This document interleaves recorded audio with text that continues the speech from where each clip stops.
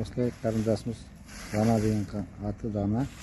Күнде еңбек етіп, аулалар тазалап жүреді. Таза еңбек. Өзі жұмыссыз. Қарындасымыз осы жерде күнде мен келген сайын тазалап сыпыраттап жүреді. Сұрасам, өзі бұл аулада тұрмайды екен бұл үйде. Қарындасым, сіз бұл ауланы көптен тазалайсыз ба? Мен деген осы мына жаз шыққалы сыпырып, бәрін осы жерді жинап жүрмін. Тұрғындар деген шығады да осы үйден артта өтіп кетеді. Өздерінің тұратын жерін кішкене сыпырып қою керек. Дворник жоқ, креска жоқ.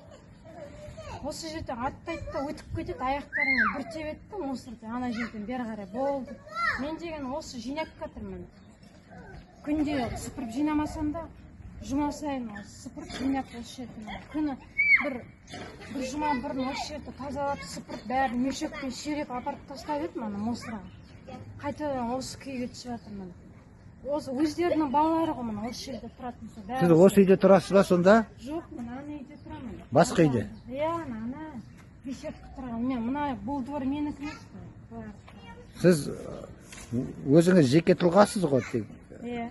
Ерікті ретінде келіп тазалап үлесіңізді қосып жүрген.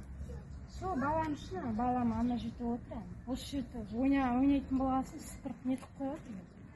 Еңбегіңіз Алладан қайтсын. Тазалықты бәріміз де сақтайық. Айтқанды түсінбейді балам. Тастап жинамандарды кері апарып тастап, қайтадан алып келеді жинап. Андарды жинап алып келеді.